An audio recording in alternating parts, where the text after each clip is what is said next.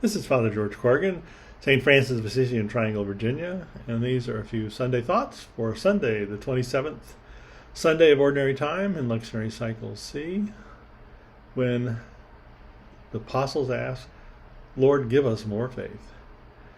And maybe it makes sense that they've asked. I mean, if you think about the recent Gospels, they've been asked to dispossess themselves of everything, to forgive, endlessly 70 times, to pick up their cross and follow, and all kinds of things. And you sort of wonder, gosh, how are we going to be able to do this mission, this thing you've given us, Lord? How are we going to be able to do?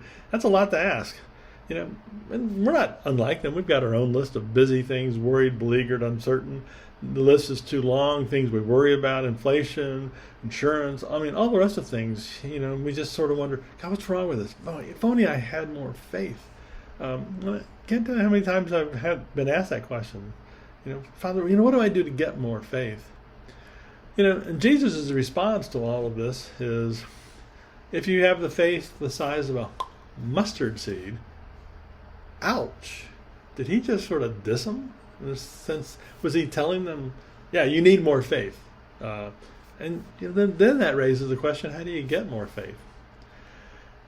And I think one of the issues that we face as human beings is that so often we think of faith as this heroic moment, and maybe it is. Maybe it is sometimes, but think about what Jesus then goes into. He goes into sort of pretty normal household duties.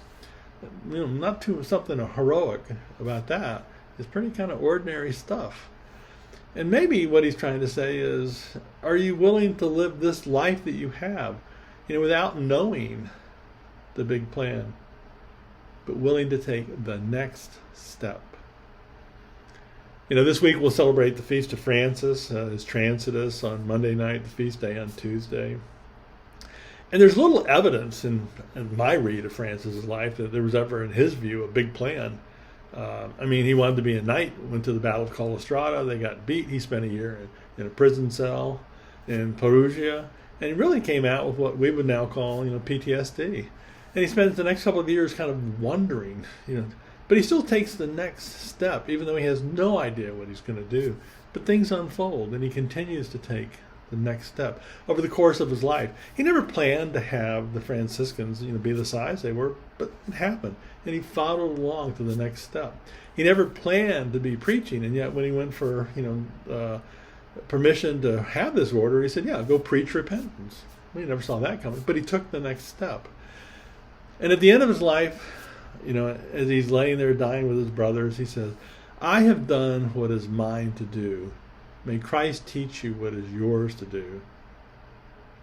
To which I would add, and just take the next step. And that's why Jesus points to his disciples to point out the ordinary, mundane task of a servant performing his duties. Our mighty acts of faith are in the everyday. In the everyday, when we do what needs to be done, to the needs around us, to caring for the people that come into our life, getting the kids to school, paying bills, all the rest of the things, we do that. We have enough faith to take the next step. And what I would tell you, Jesus' point is, you don't have a lot of faith? You only got the faith of a mustard seed? I can work with that.